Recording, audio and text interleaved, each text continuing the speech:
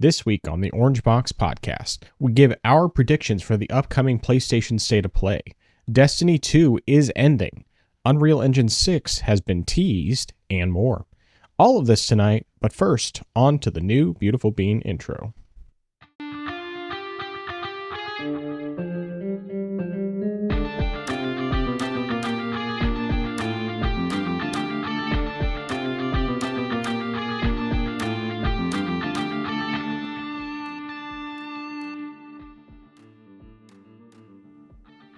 Welcome to the place where PC and console gaming talk combine. This is the Orange Box Podcast, episode 138. I am your host, the man who can parry wild jaguars, Nathan, also known as the Frozen Gamer 87. And joining me, as always, the man whose life will be studied via the Animus in the future for a feature film, Justin, better known as I Am Zaracon. How you doing today? How's your week been? Oh man, I feel like this past week went by too quickly. I had taken off, I had off Monday for Memorial Day, and then I took off for today as well. Oh, okay. But I feel like that time off just went by really quickly. And I'll be going back to the office tomorrow. But yeah, not too much has happened. Tried getting some stuff done here and there. Over the break. Unfortunately, I didn't really get everything done I wanted to do, like get some video stuff recorded, but I did get some stuff done. And for the first time ever, I tried my hands at making crab cakes. I looked up the official Maryland recipe for crab cakes and tried it. It wasn't bad. I think for my personal taste, I probably would have added a little more mustard, but I think overall it wasn't that bad. One thing I definitely have to make a note of is to let the crab cakes cook a little bit longer before I try moving them around, just because the one I was trying to move, just to make sure it wasn't sticking, that one started to fall apart, but so I was like, I'll leave that alone for right now. But the other ones were pretty good, so I thought that was I think that was overall a good success. Not certain when I'll do it again, since buying crab meat's not exactly the cheapest thing to do, but I'll try it again at some point in the future. But yeah, I think those were pretty much the biggest things I can think of. Well, sometimes no news is good news, so that works. Well, on my end, of course, I drove home. So I'm home now, which is great. It's wonderful to be home, to have my own bed and my own water and my own coffee and my own workspace that's not cramped and everything. It's just nice to be home. But, drive and everything was pretty uneventful. Wasn't a whole lot that had to be done on that end. It was, obviously, it was 2 long days of driving, and we got home Saturday afternoon, and so it was good. The trip was just fine. No car issues or anything. It was just pretty smooth trip. Thankfully, we didn't encounter too much traffic, even though it was Memorial Day weekend, so that was nice. Of course, it helped that most of our drive was on back roads, and we left pretty early, especially that Friday morning when we were doing the bulk of our driving and actually having to go on I-80. So it was busy. It was long, but it was fine. So we had some busy days with that, though, after we got back, because Sunday was more of a rest day after church, but then Monday I decided to actually be productive, and so first I did finally record the stuff for the downsides of PC gaming video. I didn't get the controller review done yet because I just haven't had a chance. And to be clear, I recorded the stuff for the downsides of PC gaming video. I haven't done much of any editing. I did very, very little. Because I had other stuff I had to do as well, because I had to mow the lawn, because it hadn't been done since before we left, so I had to do that yesterday. And then my nephew got the money together he needed to buy the graphics card from me, so he came over with his PC, and we spent some time getting that all finished up. We did end up having some issues with it, but it was mostly on the side of errors on my part. So as far as putting everything together, no problems. We got everything started up, but we ended up having a couple of issues. For starters, I thought we could just install Windows by, if I plugged in my flash drive that had Windows 10 on it, that it would, run the installer and everything and install it, and it looked like it was. But then when we got into it, it's like, this is loading really slowly for installing to an SSD. And it's because it wasn't. It was still installing it to the, it was running it off of the micro SD, which does not help at all. So it took a while for me to figure that out, and I tried just like moving the stuff off of the micro SD card so that I could do a Windows 11 installer. And that wasn't working because it was basically saying you don't have permissions to move this stuff off, all the Windows stuff. So ultimately, after multiple hours of trying to figure this out, I ended up just I moved everything off that I could, backed it all up, and then all the Windows stuff, I just had to format the micro SD. Then I had to use a Windows tool from their website in order to make it an install boot drive, and then we were able to get Windows 11 installed. And unfortunately, we haven't been able to get it activated yet, even though you're supposed to be able to activate it with just an email, because I've done that before. It wasn't working for some reason, so we still got to figure that part out. But I told them, worst case scenario, you'll have a little thing in the bottom of your screen telling you that you need to activate Windows, and you'll just have to deal with it until we can get it sorted. And we had to do Windows because he wants to be able to use Epic so that he can play Fortnite, basically. And he'll take advantage of the free games as well. But yeah, so that's pretty much it with that. But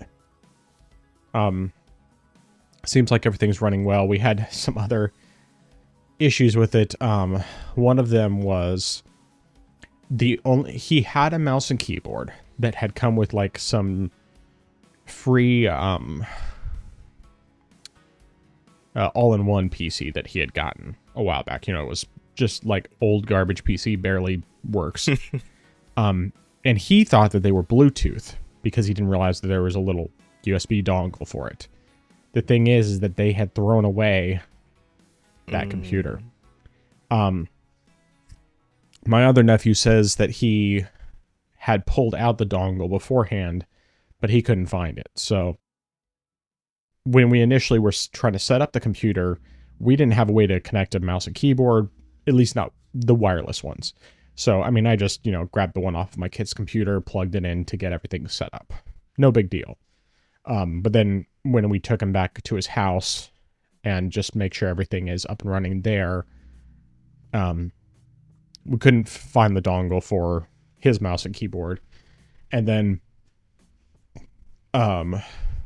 my brother-in-law had a Bluetooth keyboard that he wasn't using, but they don't have any wired keyboards at all, because they just use laptops, and so they just work with that. But the problem is that you can't connect a Bluetooth keyboard without being able to log into the computer. You can't log into a computer without a keyboard. Thankfully, Windows does have an accessibility option, which it took a while for us to figure that out, that it was there, where you can bring up the on-screen keyboard. Like when you're on the Windows startup screen, there's a little accessibility icon. You click that, and then you can bring up the on-screen keyboard, and then you can type that way. So that ended up working out. We were able to get it logged in and then get the Bluetooth keyboard connected. And I just told him, whenever that dongle gets found, then you'll have your mouse and keyboard for that. He has at least a wired mouse that he can use and a Bluetooth keyboard. So it will suffice for now. But yeah, we got him set up.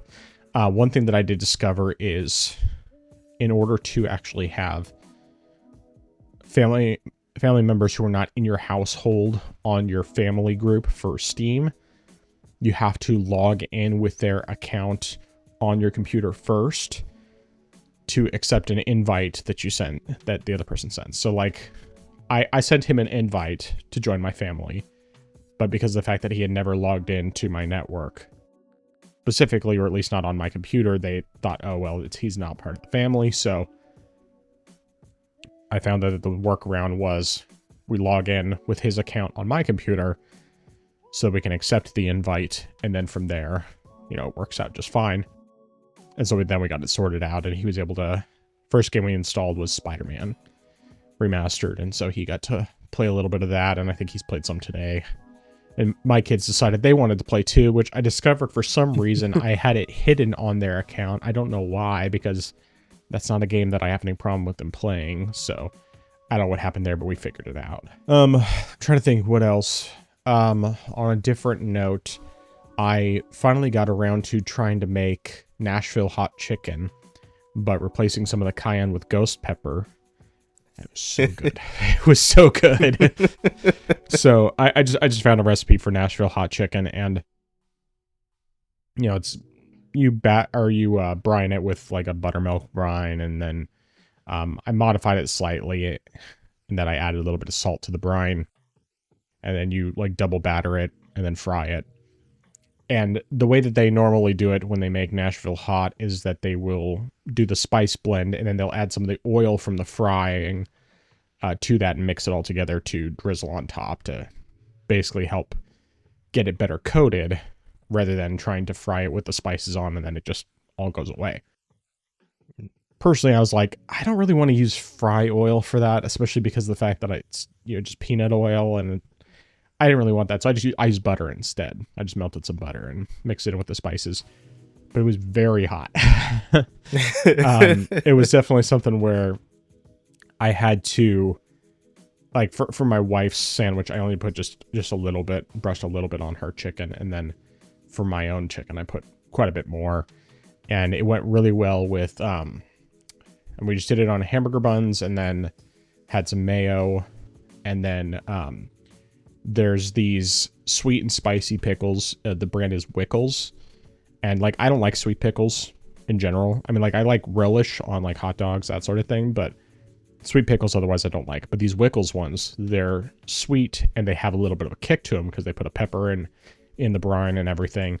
And it's really good. So, and it just goes extremely well with the sandwich. Just that simple. So good. So good. So that was nice to have that success. Trying to think of if there was anything else. I'm sure there's something else I'm forgetting about. But yeah, just, getting back into the swing of things, and I'm going to start work back up today, but I have to go to the office tomorrow and Thursday, so yeah. I think that's everything. Okay. Glad you were able to get back. Glad you were able to now just get used to, or get back into just your regular living space and, I guess, regular flow of stuff. Was it just, I guess, as far as getting the final steps set up for your nephew, was it just getting the GPU put in, or did you have to set up anything else as far as hardware goes? The CPU as well, but that was pretty simple overall, because the one we got him was, I think it's a Ryzen 5 5500. It's either 5500 or 5500X. I can't remember which it is, but it came with a fan, and the fan already had the thermal paste applied, so we didn't have to worry about that part. The only part that was a little bit that confused me at first, because it had never been the case in any other motherboard I've used, is that this one doesn't have like a regular bracket for putting the CPU in. And because normally, at least all the motherboards I've used, you have like a bracket that goes down over the CPU to hold it in place. And then with this one, it's not set up that way. Instead, you just have to put the CPU in a certain way in order to get it to seat properly, because otherwise it's loose. And then, you put the fan on top and everything else. So it was just different than what I had seen before. And for a while, I'm like, I have no idea. It feels like there's something missing here because there should be a bracket. And then I finally looked online and found the manual for that one because the one we had gotten was a, I think it was refurbished or open box or something like that. I was probably refurbished because it didn't come with the original box. And then when I looked at the manual, I saw, oh, you have to put the CPU in a certain way. Like there's a little golden corner on it that has to go up in the top right or top left in order for it to actually seat the way it's supposed to. And then it fit in perfectly. And then you just clamp it back down. And it doesn't have like a regular bracket, but anyway. Point is that that part was a little more challenging initially, just because I had never seen one like that before. Yeah, I don't know if that was something that AMD only did with their Ryzen series, or if they even did that with like previously, but I know it's something, or at least that's something that I have encountered with at least their Zen 4 CPUs, but yeah. You know, ever since they started doing their AM5, then they that's when they started adding the brackets in, once they switched to that same format that Intel has. Yeah, that makes sense. All right. Well, I know your list is shorter this week, at least in terms of what clips you sent me, but what have you been playing? Yeah, so this week has been shorter, but the effort put in has been pretty extensive. So I started off with Kingdom Hearts Birth by Sleep. I just had a sudden itch to get back to that game, just because I know that, as I've mentioned in the past, I've just been trying to get to finishing the last things I need for the game, just to get the final achievements, and I've started doing the grinding for that, and I feel like right now I'm in the mood, I'm in the mindset to actually be able to grind, nice. Which definitely has been useful. Additionally, I've been looking up the best ways to grind, just because the game by default does not necessarily have a good way to grind, just because you can beat the game by level 35-ish, even if you're on critical mode. And the problem is, if you're trying to do endgame content, you're just way too underleveled to do that. So I found out some good strategies, whereas just like using the EXP boost, so that way whenever you're at like low health, you get double the EXP. And at least for, I think you can get this for all three characters, but I know if you use Mickey's DP link, then he has a skill that boosts your EXP gain as well. So by using those, by both of those, you can get more EXP. But just in general, if you like go to certain areas, you can just farm EXP in general with just the regular EXP boost. So did that for a while, and then I decided, you know what? Let me see if I can go back and take care of some of the arena boss fights that have, or at least the initial arena boss fight that had been plaguing me. And it took me several attempts, but I finally got that one down. And I was like, all right, cool, great. And then I saw there was a new challenge, a new area called the Villain's Vendetta mode, which essentially is just a boss rush of all the unversed bosses for the arena. So that was a bit trickier. It was definitely easier since I had leveled up some, but at the same time, just like the Iron Prisoner is just such a spammy boss, regardless of which version you're facing, because he can just hit you again and again and again, and essentially just stun locked, and you have to wait for his combo to end before you can go ahead and heal yourself. Unfortunately, with I think it's Second Chance, you know, you don't have to worry about dying, because it's like, all right, cool, just wait for him to finish attacking, then you can go ahead and heal yourself. But sometimes, if you're not fast enough, he'll finish his combo, and then right before you can heal yourself, that's when he hits you again, and then you lose. But I also thought about it, it's like, all right, there are a couple abilities that I have equipped in my command deck. I really don't need them because they're really just not effective against bosses, so I just swapped those two out. And I decided I should just put in another cure spell, so that way, you know, I know I'm going to use one. I might need to use another one right after that if I get stun locked again. So I did that.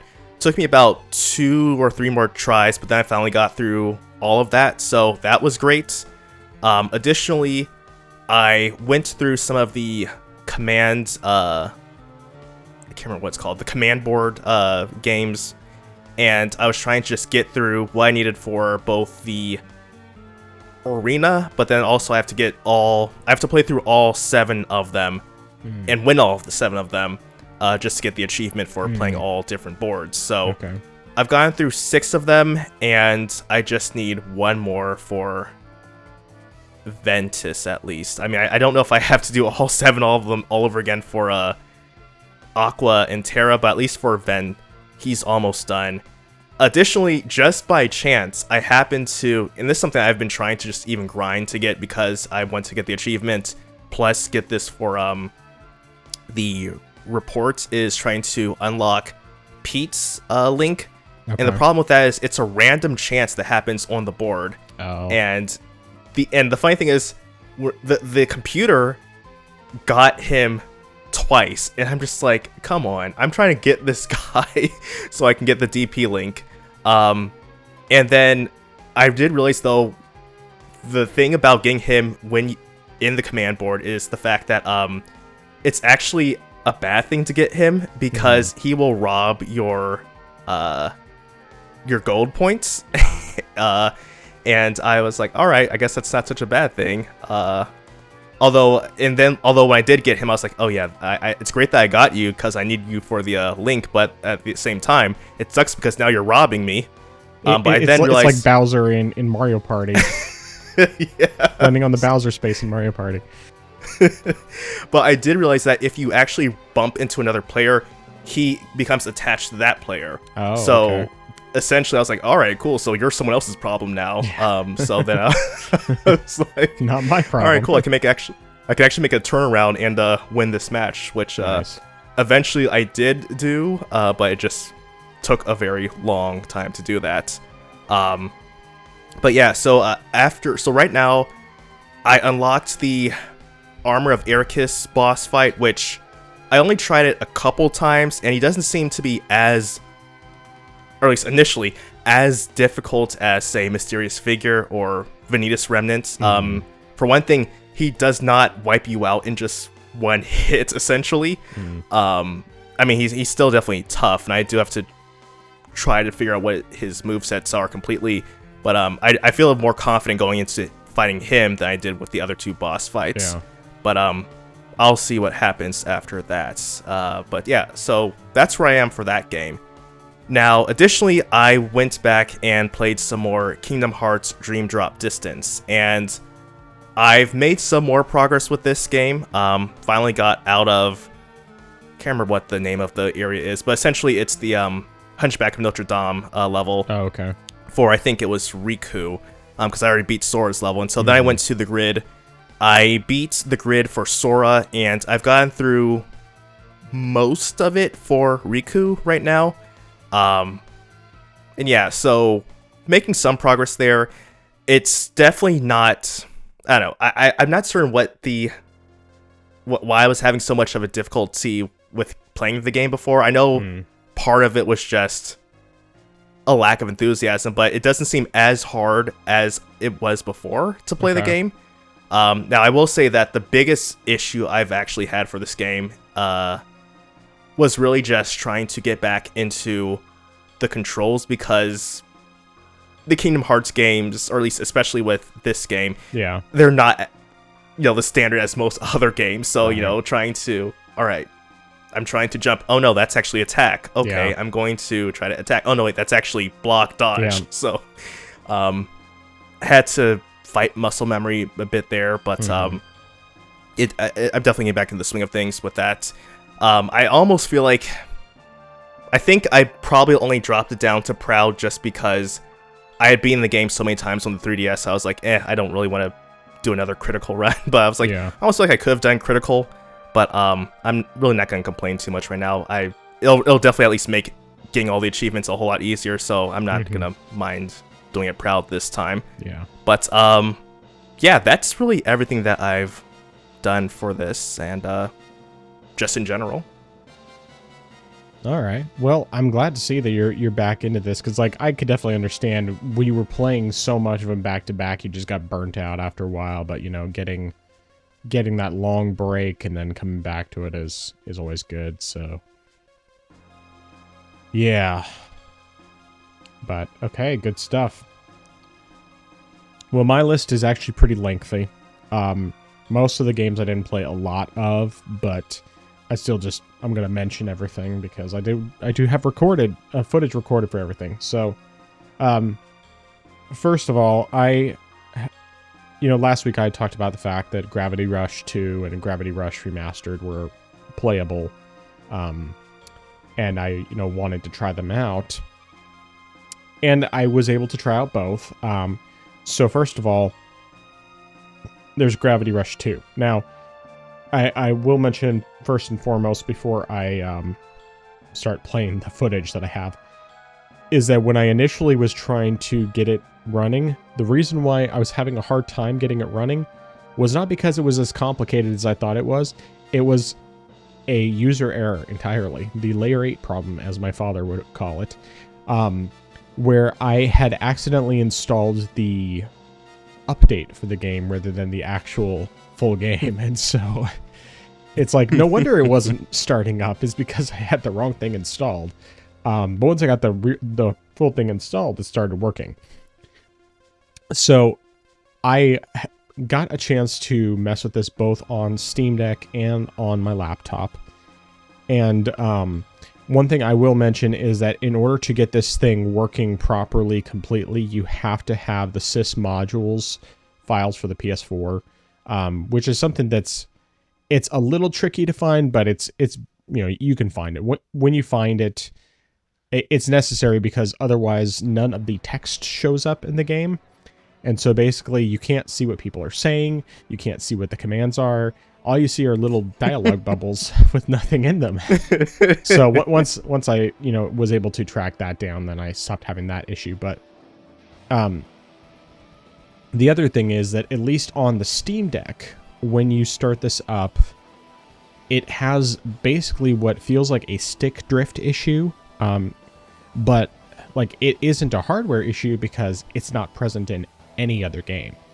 And I couldn't figure out for the life of me how to fix it, because it's an issue I've never had happen in any game before, apart from when there's actual stick drift. And then I found out, like I had commented on a YouTube video about Gravity Rush 2 that I was having this issue, and someone in the comments said you can set a dead zone for it. And it's like, I never thought of that because I've never had to do that before on PC, period. So once I did that, then it stopped having that issue. I didn't have any problems at all after that.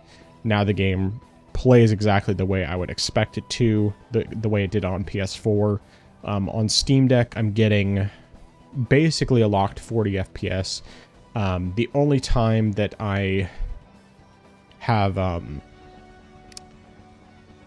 that it seems like it drops a little bit is when you're like in an area that has a lot going on in the background and a lot of enemies at the same time. And then it was definitely dropping more into the 30s, but overall it's still really good, and it's basically just as good as on the PS4, if not better. So I've been really pleased with it from that standpoint. There's a couple of things that are still going to require some tweaking, like I know that there's like different combat forms that you can take on as you get later in the game that utilize the touchpad on the PS4. But the problem is that the Shad PS4 emulator does not recognize the touchpads on the Steam Deck, at least not as of yet. So I can't use that for those functions. There are different control schemes you can do where like you would do R2 and then hold down R2 and then press like triangle, square, circle, or X in order to change forms. But then it changes the dodge to the touchpad, and so I'm not entirely sure what's the best way to make that work. It seems like to some extent that basically they kind of have the majority of the touchpad functionality mapped to the select equivalent button. So that may work out for some of it. but I haven't played far enough to where I've been able to find out how it's going to impact things from that standpoint, and whether I'll need to change control schemes or anything else. It's just stuff I still have to figure out. What I was trying to do initially was I was trying to just like map different keys to the back buttons, and then have those set up. I mean, and then change the control configuration in the emulator so that it would, so that basically I could do those functions just pressing the back buttons. But the problem is that it wasn't recognizing them as keys when I was trying to do it in the emulator. I think it just doesn't work with the back buttons for whatever reason. Yeah, at least not in general. There may just be some tweaking I need to do with that in order to figure that part out. But otherwise, I mean, like the bit that I played, which is really just like, I think I'm in, second chapter of the game or something like that. I was able to, do everything I needed to do and fight enemies and stuff. Some aspects of the gyro, I still kind of gotta figure out the best way to configure it, because it's like it works, but the gyro gets used quite a bit in the game, and it's trying to make sure that the gyro is active. Like, for one, having it active all the time makes a difference, and then getting the sensitivity right to match similar to what it is in the PS4 version. And whenever I like boot it up on my laptop or my desktop, I could probably also just pull out like the DualSense or the DualShock 4, use one of those instead, and then it should theoretically be able to just play it entirely normally, and that could work too. But honestly, I'm just not entirely sure, because I didn't have those things with me when I was trying this out, because I was basically just playing it.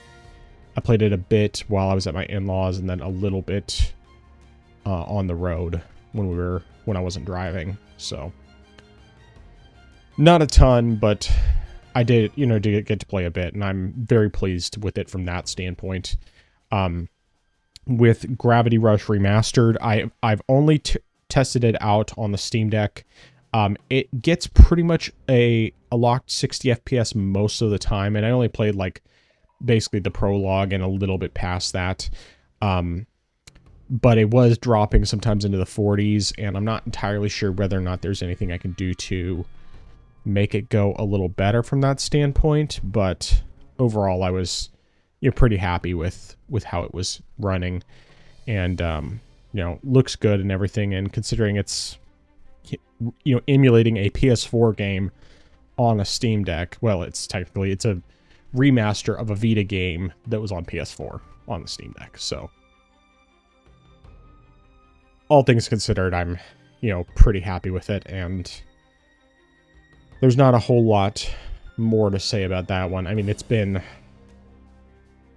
I think I probably played Gravity Rush on the Vita back in 2021, I want to say, because I know it was before I moved, because I had started to before I moved, but never got super far into it. And yeah, so anyway, good stuff on those. Now, I'm gonna I think I'm gonna cover these more in terms of the amount of time I spent on them. So I also decided to boot up Fez on both my Steam Deck and my desktop, and I was just curious to see how far I was in it, and I'm at like 94.5% complete, and that was before I booted it up, and the last time I played was 2018. So I pretty much decided that when I'm like really trying to play this, I'm just gonna finish it on Steam, because I'm like super close to the end. It's just, I want to get 100% completion. And the bit that I played, the biggest challenge is really just finding all of the remaining secrets, because like each of the different areas have marks if you're missing something. But the problem is sometimes it's getting to those areas, because you can't just like warp between things. You have to know where the different portals are in each area in order to get to the other area, so that I can look around and find the things that I'm missing. So I probably played like maybe a total of an hour and didn't really make any progress. I didn't find anything further that I needed to find, so it was just a little tiny bit. But yeah, I mean, Fez is still like a really cool game. The atmosphere and just the gameplay style and the music and everything, it's really neat. And of course it runs beautifully on everything, so there's that as well. Let's see here. So earlier today, I just kind of had an itch to try out some of the random games in my Steam library that like I've never played before, just because I've been thinking a lot, you know, I should probably just start trying some of the games that I have, even if I don't necessarily play much, just for the sake of saying, okay, you know, I've actually been trying some of the games and expanding my horizons and not just playing the games that I like would normally play. And so I decided to play the first 2 games a little bit that are the first 2 games listed in my Steam library in alphabetical order. And one of them I definitely like. The other one I was like, after I played for a little bit, I just uninstalled it because it's like, it's just not my style of game. So the first one I played was one called 10-Second Ninja. And it's basically like one of those games where you have like a limited amount of time to complete a level, and in general you're supposed to try to complete it within 10 seconds. And you have a double jump, you can wall jump, like a single wall jump or double jump, and then you have a sword and a shuriken, and it's just trying to complete the different levels in the amount of time that you have. And I played a little bit, like I did a couple of the tutorial areas, and then I did like, I think 3 of the other levels, and depending on how fast you complete the level, determines the number of stars you get for a level, and that sort of thing. I will say the game looks good, it runs well, it's got some humor that I appreciate for sure, but that's just not my style of game. Like, it would be one thing if I felt like it was reasonable for me to actually get the levels completed in 10 seconds, and maybe you get additional abilities later on that make it easier, but at least what I played, I'm like, I don't think I'm ever going to complete these levels any faster than I did, you know, getting the 1 star. And so I just, after I played for like probably 15-20 minutes, if that, I decided it's just not for me. But that's okay. You know, it was one of those that was super cheap. I didn't get it. I mean, it just came as part of a random game bundle. It wasn't something that I intentionally bought. So, yeah, I don't really feel bad about it, you know. 68-cent game, and I played for 15 minutes and decided it's just not really for me. It's good enough. But the game that I did end up actually getting into was the second game in my list, and that is a game called 12 is Better Than 6. And you play as, it's basically like Hotline Miami, but set in the Old West, and you play as a Mexican guy. You know, wearing a sombrero and everything, and you just have to go through the different levels, and you have to go through and kill the enemies, but of course if you get shot, then you're dead immediately, so you have to try to kill all the enemies without getting killed yourself. And I know, like, back when I tried Hotline Miami back in the day, on the Vita, it just wasn't really, like, the kind of game I felt like I could get into.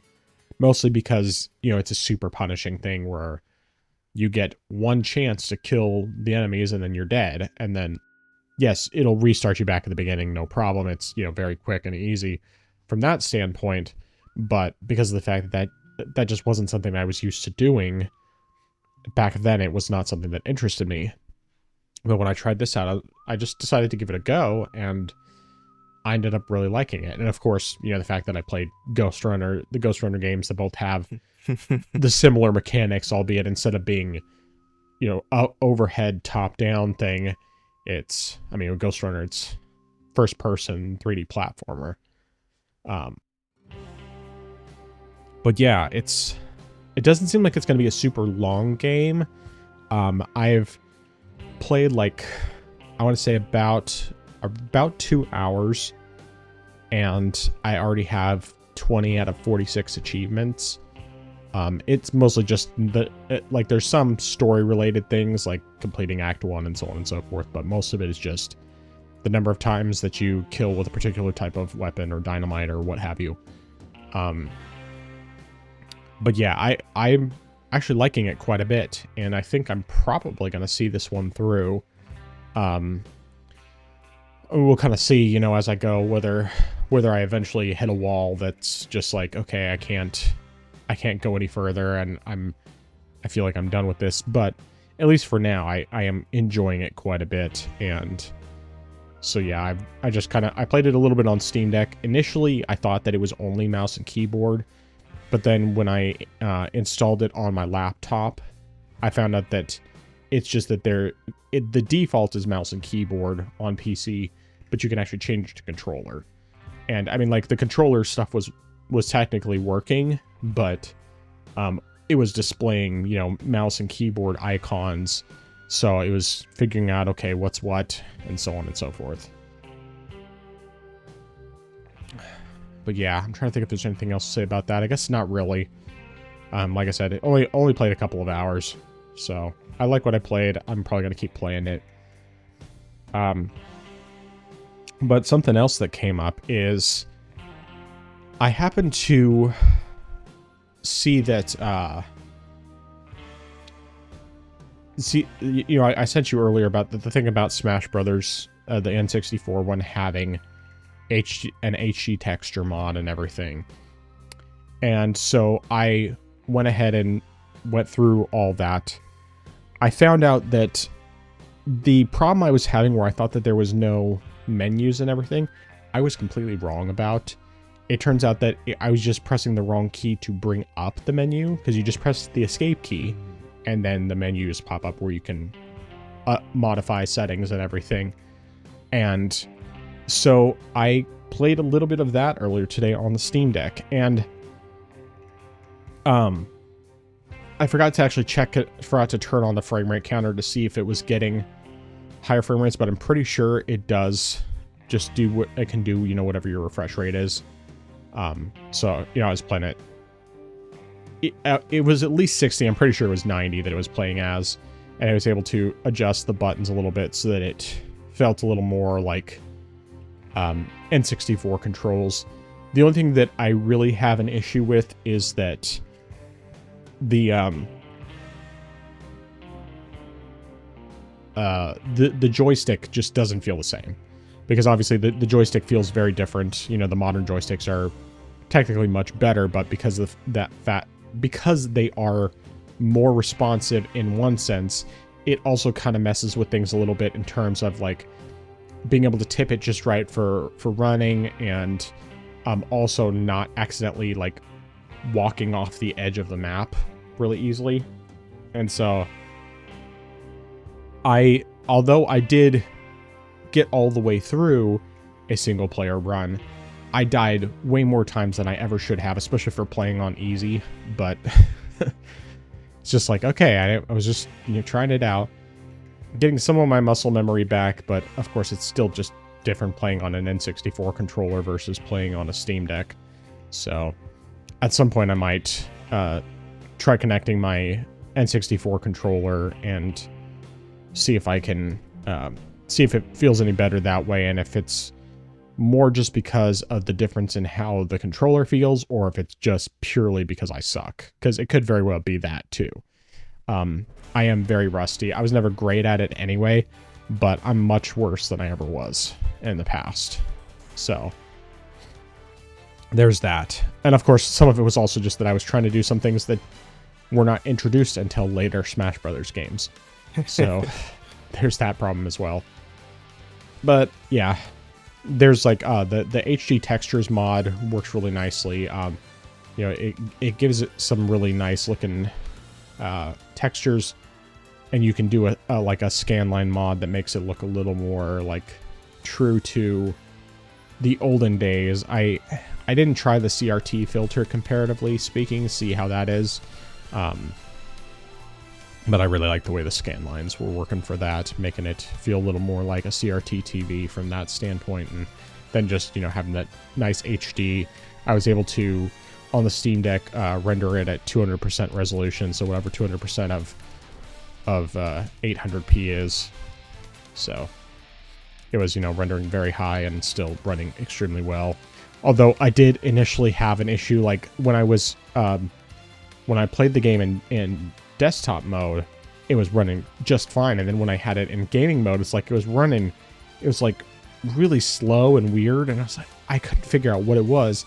And then I realized it's because the default for the system had been set when I had played some other game and I hadn't changed the settings to do a per game profile when I had changed it to 40 FPS. So it was doing 80 hertz and 40 FPS as the cap. And so then it was just really wonky. And then once I figured that out and switched it back to 90, then it was like running beautifully. So yeah, but nevertheless, this is still very cool. This is a cool decompilation, and even if I play it very, very little, it's still just a PC version of a classic Nintendo game. One of my all-time favorites. So, all right, now let's get into the two games that I've been playing most of all. So first and foremost is Pragmata, which I have completely finished. I got Lunatic difficulty completed, got my last achievement. I will say that while the final boss definitely gave me some difficulties, still was I didn't have anywhere near as much trouble with the final boss as I did with the one boss with the tail that I mentioned last week. So the footage that's playing is just the second to last boss. I'm not, because the last boss is technically a spoiler. I mean, honestly, the story is nothing like revolutionary per se, but at the same time, I still just don't see any need to spoil the last boss from that standpoint. But yeah, had a great time with the game. Very, very glad to have finished that, and I feel quite satisfied having done that. If I ever decide to go back to it, I will definitely take advantage of the ability to have unlimited ammo, but I'm not planning to do that anytime in the near future, because I got what I wanted out of the game, and I got all the achievements, so I'm quite happy with that. But the game that I ended up playing, probably, I want to say it's probably more, but maybe it might just be about equivalent, is Darksiders 2. And I've been getting fully back into that. I'm very close to the end of the game now.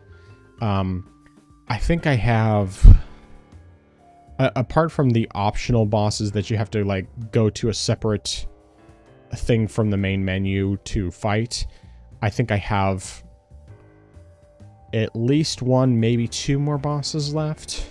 And I haven't fully decided at this point whether I'm actually going to go to the optional campaign stuff and see if I want to complete that, or if I just want to, when I finish like the main story bosses, go straight into Darksiders 3.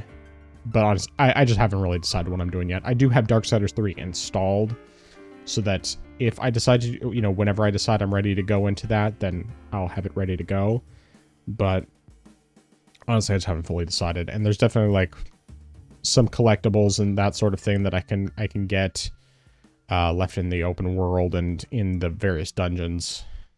Just like hidden stuff that's not marked on the map or anything. At least it's not marked on the map currently. I don't know if maybe after completing the story it marks that stuff so that you can go back and get it. I really don't have a clue. But one thing that is nice is that when I previously had been playing it on the Steam Deck, I had only been able to get like pretty much a consistent 60 FPS.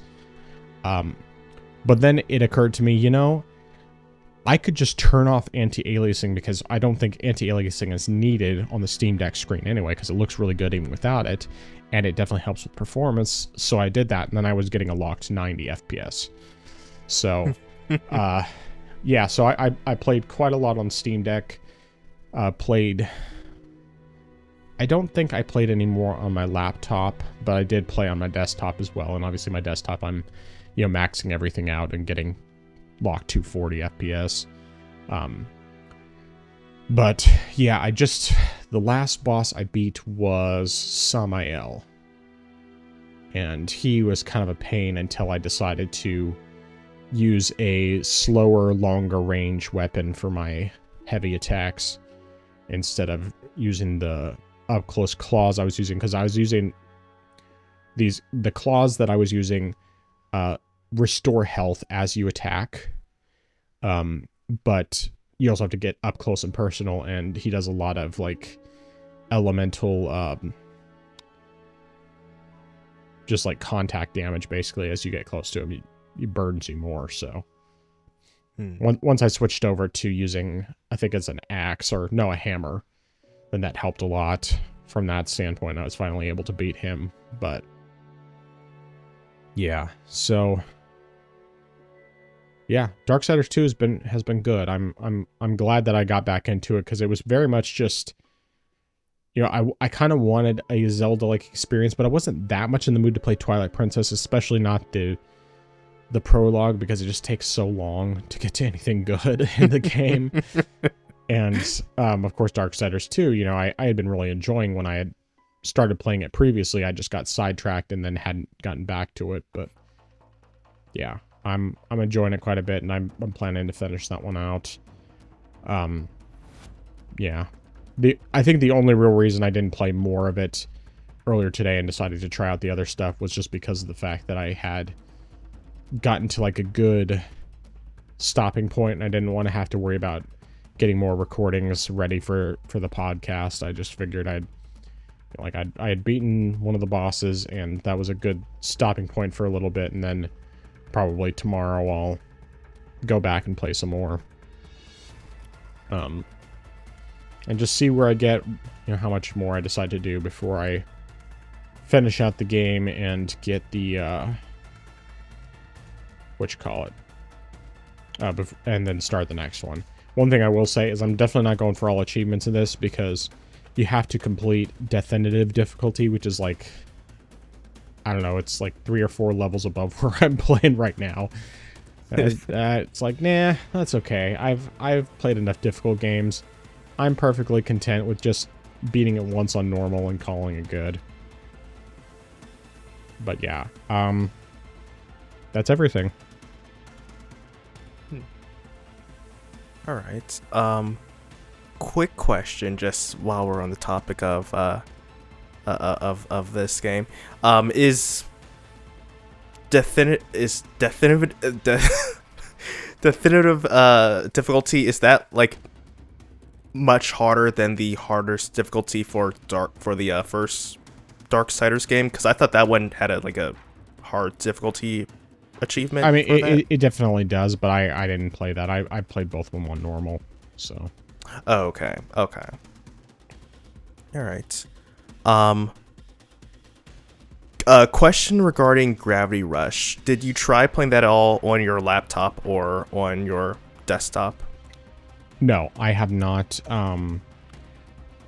So it's mostly because of the fact that, like, obviously, well, let me back up. For starters, I'm pretty sure the game only does a maximum of 60 FPS. I'm pretty sure it's the same with Gravity Rush 2, that it only does a maximum of 60. So there's that standpoint, and also it's just because of the fact that I'm not as much in a rush to replay Gravity Rush. Gravity Rush 2 I'm much more interested in because I haven't beaten it. And, Gravity Rush 1, I got the platinum and did all the trophies, including all the DLC stuff, so, yeah. Okay. Yeah, that's fine. I was partially just wondering because, I was wondering if those dips you were encountering were just issues with the game, or if that was just because of the Steam Deck's limited power or not. Yeah, it's probably just a limit of the Steam Deck, and there might be a way to tweak that.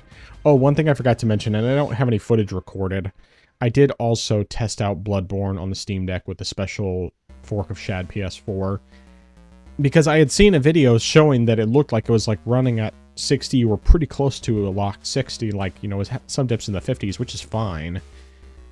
But when I ran it, it's like, I'm not getting anywhere near that performance. Like, sometimes I'm getting up in the 40s, but most of the time it's like into the 20s, and it's just not playable as far as I'm concerned. Especially considering the fact that I have a much better experience playing it either on my desktop especially, but even playing it on my laptop. And I haven't even tried out the Bloodborne Fork of Shad PS4 on laptop or desktop, which I definitely want to try it on the laptop because the laptop has more issues with running that game, whereas the desktop runs it very smoothly. Okay. But yeah. It's funny that you mentioned the two games that you played, because they both also are just like have been seeing my library, and I've partially been I've especially been curious for the second one, but regarding 10-Second Ninja, the way you've described it almost reminds me of Super Meat Boy. Is it kind of similar to that, or is it no? still Because just, like, Super Meat Boy, at least, I mean, now granted, I haven't actually played it, but Super Meat Boy, from my understanding, is basically just a series of sections that have very difficult platforming, whereas this is just more like it's little challenges that you do, and that it's not the difficulty lies more in just completing things in a certain amount of time rather than having super precise platforming. Okay, that's interesting then. Okay, yeah, I'll decide if I want to give that a shot sometime. I'll go back and look at the footage you have in the once the episode goes up, because I'm like, it's been sitting in my my library, and I think probably even got it for free for some reason at one point. Yeah, but I may just never have touched too. it. Honestly, I don't And remember. I'm just like, I'm just like, it's been there, and I haven't touched it, but I'm like, I don't know. But 12 is better than 6. Yeah, that game, I'm pretty certain I got that one in a Fanatical bundle as part of like the choose which games you want. I was like, yeah, this looks pretty good, and the way you described it is just like, yeah, this game definitely sounds good. And at some point I would like to get into it, because it definitely looked fun from the trailer footage I saw on the Steam page, and so I'm just like, hearing you describe it. And I mean, I never played Hotline Miami, but I've played a few games that were sort of similar to that one, like oh man, what's it called? I can't remember what the title is, but essentially it's a similar thing, but you're a guy who teleports, and you go through a building and try and just like take down this company. Oh yeah, I know which so, one you're talking about, because you played that one and you told me that had like a really bad cliffhanger ending. Yeah, that's the one. But yeah, I'll definitely have to get into this one at some point, because I'm just like, it sounds fun. Now, the enemies, are they also like one hit deaths, or is it just like that? Okay, cool. So at least that part is sort of like balanced out then. Yeah. Make things easier. Okay. And then I guess just as a general comment, congratulations on getting the 100% completion for Pragmata. Glad you're able to get that finished, and as you said, even though you won't get back to it anytime soon, at least you'll have the infinite ammo waiting for you when you do get back. And then you can sort of like start a new game plus, but not have to worry about running out of ammo anytime soon, obviously. Yeah. But yeah, good stuff. All right. Well, let's get into the news. So, I think first and foremost, let's talk about this state of play that's coming up next week. And it will actually be happening, I believe, next Tuesday. So that's like perfect timing for us because it'll happen before we record so that we can discuss the actual announcements. But in the meantime, we can talk about our predictions. And yeah, I don't really think there's anything more that needs to be said. I mean, it's a state of play. They're going to be showing it in theaters in some locations, which they've done before with like E3 presentations and that sort of thing. So, but I don't know if every E3 presentation where they did that actually had any big announcements. Some of them I think were really just kind of duds. So I don't know what that's going to mean from that standpoint, but I want to hear some predictions from your end. All right. So this is probably going to be, I've been really trying to figure out what Sony is going to be doing, and I've been racking my brain about this, especially since they haven't really announced anything big. And I mean, I believe they said Wolverine's going to be there, but I feel like there's something else new that hasn't been announced. And we discussed this, I think, last week or the week before. And I'm just going to go ahead and say that this is going to be there. I'm going to say Infamous Project, whether that is a full-on remake of the first game, whether it's some sort of remaster of maybe say 1 and 2 for the PS5. I'm not certain, but I feel I'm just going to go out there and say it's Infamous. What is exactly, I don't know. Now, because of what we've heard report last week, from Jason Schreier regarding, PC ports that aren't live action service games, I'm going to say this is going to be only for the PS5, but I think this is something that could be announced at the show.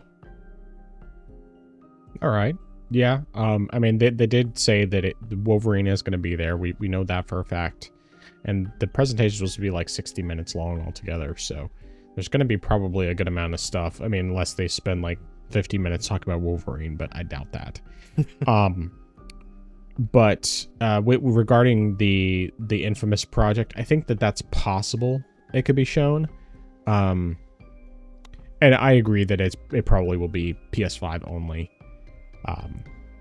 Especially because, like when they announced the God of War trilogy before they even, really anytime that they announce a new first-party PlayStation game, even when they were still definitely doing PC ports, they weren't announcing those at the same time. So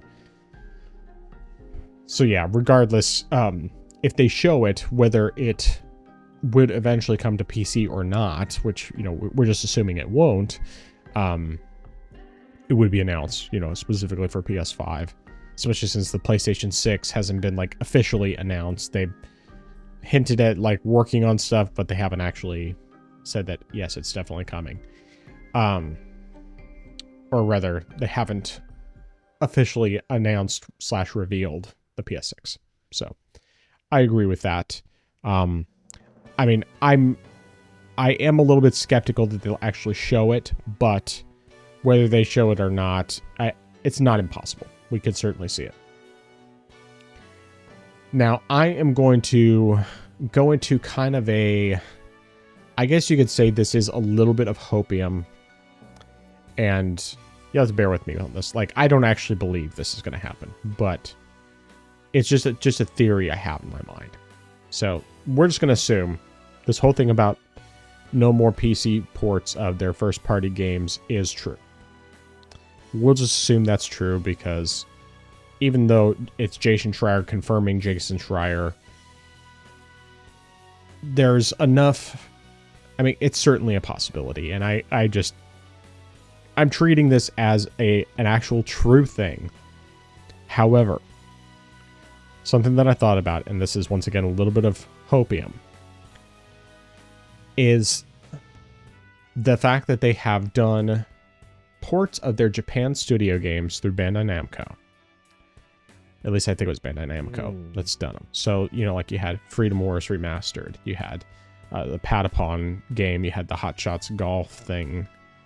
Yeah, those kinds of things. I think that there is a possibility they could actually still do ports of the Gravity Rush games. Technically, that would also open up the possibility of things like Shadow of the Colossus, Eco, and Last Guardian. But those ones, I'm going to say, they're a little bit less likely, especially since Shadow of the Colossus got a remake and the other two didn't. I mean, of course, Last Guardian was a PS4 game, whereas the other two were PS2 games that got remasters on PS3, and then one of them got a remake, but the other one didn't. So I am going to say, even though I don't think it will actually happen, but I'm just putting this out there, that there's going to be Gravity Rush 1 and 2 in a bundle, and that they are going to be released multi-platform, just like the previous Japan Studios games were. Now, do I actually think this is going to happen? No, I don't think it's actually going to happen. But if it did, it would definitely make me happy, because I'd rather not emulate. I mean, it's like, yeah, I mean, it's great that I can emulate, and if it doesn't happen, well, I can already emulate it, and I can emulate it now, even on the Steam Deck for both games. And so I'm perfectly content with that if that's my only option. But if I can get a native PC version, I would definitely take it. And if they did native Switch 2 ports, because, I mean, realistically, like, the first game would work on Switch 1, but both of them would work well on Switch 2. And if they did that, it wouldn't necessarily be violating the idea of their first-party tentpole games, because these are games that are dead franchises, essentially. They're not making any more games. Japan Studios gone, so you don't have the people to make these games anyway. And of course, you don't have Bluepoint to remake anything. So, they could very easily just say, hey, these are ones that we gave publishing rights to Bandai Namco or, whoever. They're the ones who are putting together these ports. These were already in the works before they made the decision. And so these are not affected by that new strategy because of the fact that they've already been put together. They've already been planned, and putting them on multiple platforms, even though I don't think Xbox got those ports. I can't remember if they did or not. I know Switch and PC did. And then, of course, they also obviously came to PS5. Then I could definitely see that as a possibility. Whether or not it'll actually happen, probably not. But it would be cool if it did. Something that I do also want to emphasize with this. So, this is all just theoretical. Just based on the way we've seen PlayStation make exceptions to their own rules and everything else. I still think that there is the possibility, though it's much slimmer than with these Japan Studio games that they could do through Bandai Namco. I think that there is a small possibility that if they already had something in the works, it would still be coming out. It could still be announced as a PC port. But I also think that there's the possibility that we could see some older games that are not new versions of those games necessarily, or, other than maybe like a remaster or whatever of something, could still come to PC. Now, once again, I don't think this is going to happen. This is just a theory I'm putting out there because right now we have nothing official from Sony. All we have is what Jason Schreier initially reported, and that and then his confirmation of his own reporting that he says Herman Hulst said, even though once again we haven't gotten actual official confirmation. All that being said, I'm just going to say, I think regardless of what it is, I mean, assuming the whole thing is true, I don't think Sony's going to say anything about this at their state of play. I think they're just going to leave the rumors out there and not say a word. And then we'll just have to see what, if anything, happens.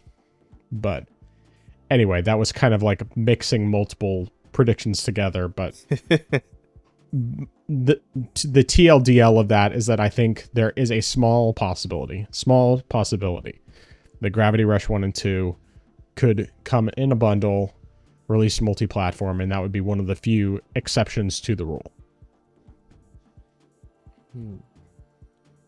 That actually makes quite a bit of sense. You know, I guess it's some sort of, I guess you could say it's some sort of loophole where, hey, we're not making these games. We're really just, you know, giving this to Bandai Namco and having them do all the heavy lifting and work. And like you said, these aren't our AAA tentpole titles. They're dead franchises, essentially. So it makes sense. And it's still a way that, you know, Sony can make some money from the licensing and not have to put in any effort at all. So, yeah, I would like to see that. I would think it would, like you said, it would be the Gravity Rush games. Like those would be games that would be great to have coming to the PlayStation, to Steam, and like you said, it would be perfect for the Switch. Just the, you know, the style of game that it is. Yeah. And you know, as you also said, it would run pretty well on the Switch too. So I don't see any reason why this couldn't be a thing. And then just to sort of confirm what you said, I was quickly looking that up. The Patapon, at least Patapon 1 and 2 Replay, those did not come to Xbox, and I think I also saw that Freedom Wars also didn't come to Xbox as well. So I think that this would be another situation where it's just Switch, PC, and PS5. Yeah, I think that would be pretty good. Now, as far as, you know, if we would get something like Shadow of the Colossus, I don't know. I feel like that one would be more iffy, up in the air. Maybe Eco, we could get that one, since that one didn't even get a remaster, I think, for the It did. It did for PS3. It did. I mean, it didn't get a remake, but both Eco and Shadow of the Colossus were PS2 games that got remastered for PS3. Okay, well, I think that one probably has a better chance then, since that one didn't get a full-on remake. And also, I feel like because that one's not as big as a title of Shadow of the Colossus, that one, you know, somebody probably would say, yeah, that's fine, it's a smaller title anyway, so we can just give that away. Essentially, so yeah. Gravity Rush, I'm gonna hope. I'm also gonna, you know, take a dose of hopium with you on that, and hopefully that's a title that is announced. You know, hopefully it'll be something like saying, "Hey, Gravity Rush 1 and 2 remastered collection is coming to PS5," and you know, later on after the presentation, hey, guess what's also coming to PC and Switch as well. So that would be great. And you know what? I would, if that happened, that would be a day one purchase for me. Just not gonna lie. Same. I would go ahead and get that. Just like probably even just go to Green Man Gaming, like, all right, cool, give me that pre-order discount, and I'll just be like, all right, cool, got that. Let me go ahead and take care of that. So yeah, I'm right there with you. Bring that game over, and I'll be happy.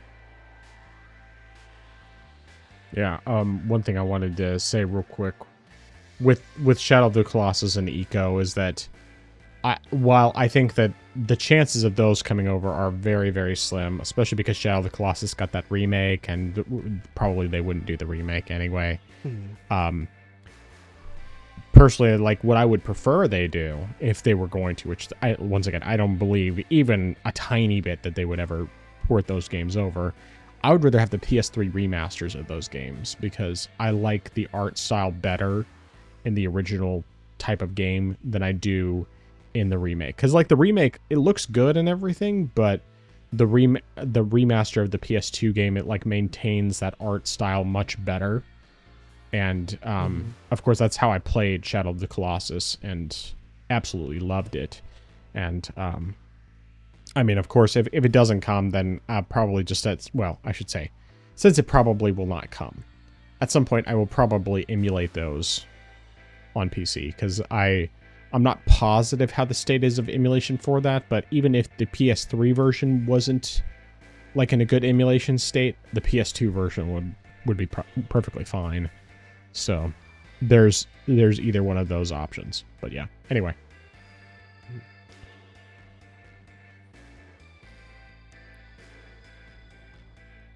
All right, what's your next prediction?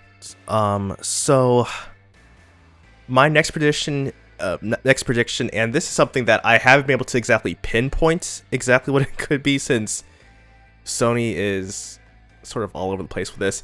It's going to be a brand new, never before announced live service game for both PS5 and PC. Now, this is something where half of me is just going to say Sony's going to revive this, and it's going to be the Spider-Man multiplayer game, that live service game they were going to do.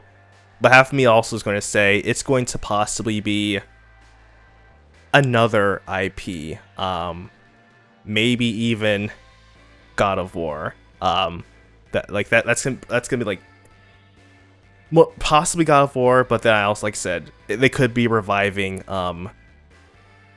the Spider-Verse game. So I don't know. I just feel like it's gonna be something that they announced. It's like, and because they haven't even put out the Horizon game, or games I should say, it's going to be something that it's just a project or just an initial announcement. It's going to be something that we hear more about, say, next year, and then it's probably going to be releasing either, say, that fall, or at least the early 2028, I would say.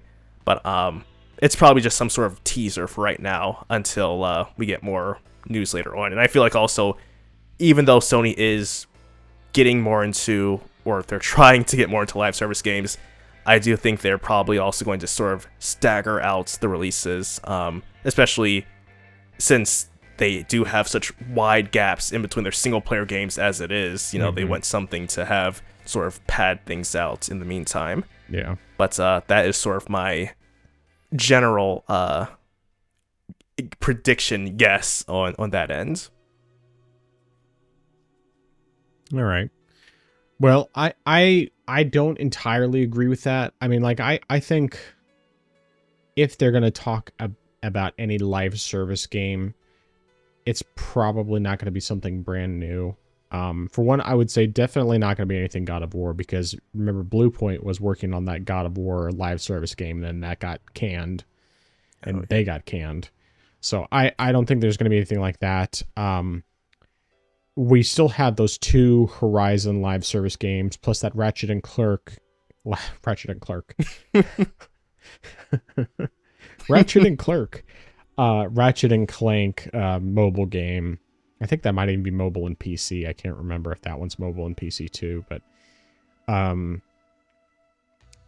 so I think if anything, if we were going to see anything about live service games, it would probably be more about one of those, or more than one of those. the whole PlayStation State of Play is just going to be talking about Horizon Hunters Gathering, and just showing off the 500-pound woman that moves around super fast, as you know, doing a character spotlight on her, and you know, talking about representation and how you know, fat is beautiful, and you can be fat and healthy at the same time, and all this other stuff. Going off on that tangent. But no, beyond that, I would say also there's that game, Fair Games, that they had been working on, that basically it appears they have renamed it to Break In, because Fair Games had, from previews and that sort of thing, or well, like behind closed doors previews, basically the word on the street was that it wasn't fun at all. And so and that was the one from Jade Raymond's studio before she left. And I can't remember if I think, yeah, that studio's still open. They're still working on that game. But yeah, I believe the name of the game is called Break In now. So I could see them talking about that, potentially trying to reintroduce it with a new name and seeing if maybe they get any more excitement out of it. But who knows? All right, so I got some more predictions, and basically the majority of these, I'm going to say, I would say no PC version, which is fine. So, but I'm going to do one more Hopium prediction because why not just throw it out there? We're just going to say this is going to happen. It's going to finally come to PlayStation and PC. It's not, but Bloodborne. Bloodborne remaster. Brand new version, $70. There's no upgrade path from the PS4 version. And have 4K 60. And I'm just gonna keep predicting this every time until it happens. And then if it never happens, I'll be 50 years old and still predicting, hey, they're gonna release Bloodborne for the 35th anniversary or something like that. But yeah, that's my prediction is Bloodborne, and it's gonna be PlayStation and PC.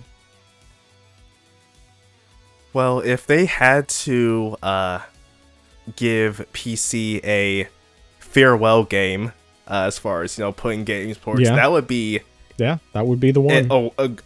A fantastic way to send out the PC ports. It's just like here is Bloodborne. Do not ask us for anything ever again. Yeah, exactly. And I guess technically they would also have to tell the Sony players, hey guys, also do not ask us for anything ever again. We gave you this game. What more do you want from us? Yeah. So I mean, that definitely is a whole lot of hopium, but I'll take a healthy dose of that. Not as much as the Gravity Rush one, but I'll still take a nice little dose of hopium with you on that one. I mean, the nice thing about these particular predictions, at least with Bloodborne and the Gravity Rush games, is that they're already completely playable on PC with emulation. And so even if these never come over to PC officially, they are on PC already. We can already play them. So it's just a matter of, does Sony want to make money off of it or not? And if they don't, then okay, Of course, yes, obviously I'd rather have native PC versions because they're going to run a whole lot better. They're going to probably look better too. Well, maybe not necessarily look better, but they should run a lot better because they'll be native PC versions instead of being emulating a PS4 game. But yeah. All right, what's your next prediction? All right, my next prediction is going to be actually related to Marathon. Now, I know there was some stuff that had been possibly announced, and I heard something about a new mode, possibly being PvE, so I'm wondering if this is going to be something that could be maybe kind of in the same vein as, I guess, what Destiny is, or I guess was, because I'm not certain where they would be going with a PvE type of thing, especially since the game was originally just extraction shooter. So if it is something like that, and since this is coming from Bungie, I'm just wondering, like, all right, so what would that encompass exactly if you're just going to be having a completely brand new mode, and also, I guess, to a degree, I guess maybe because of the fact that, and we'll be talking about this later on, with what's happening with Destiny, if this would be a way that they would try to get players to transition over to Marathon, would be to have this new mode that would be to sort of help incentivize players to switch over. So I guess that mode itself is what I would predict would be discussed quite a bit about at the State of Play. Okay. Yeah, I mean, I could see that potentially happening. I mean, we'll definitely get into talking more about the whole situation with Destiny 2 a bit later, but yeah, I mean, I have a feeling that Sony's pretty much just going to kind of let Marathon die. I mean, I would love to see a turnaround and that it actually becomes something that appeals to more people, because obviously just what it is right now, it doesn't appeal to a lot of people, which is why player counts are so low and you just haven't had much of any adoption, especially compared with Destiny and Destiny 2. I mean, even right now, in general, Destiny 2 has higher player counts than Marathon, even though Marathon's brand new and Destiny 2's, been out now for, this year, be 9 years. Almost 9 years. So. All right. Well, we'll see. We'll see what happens with that. My next prediction, this one is going to be kind of more of a general thing, because I don't really have any specific ideas per se. But I think that there are going to be a bunch of third-party games, especially since it's a state of play, and that's usually where you see more third-party, and probably this will be mostly third-party focused anyway, but it will be a bunch of third-party games, none of which will be exclusives. Or they might be quote-unquote console exclusives, or at least there might be some that are console exclusives, but the majority of them are going to be multi-platform because they're third-party games, and most of the third-party games are multi-platform.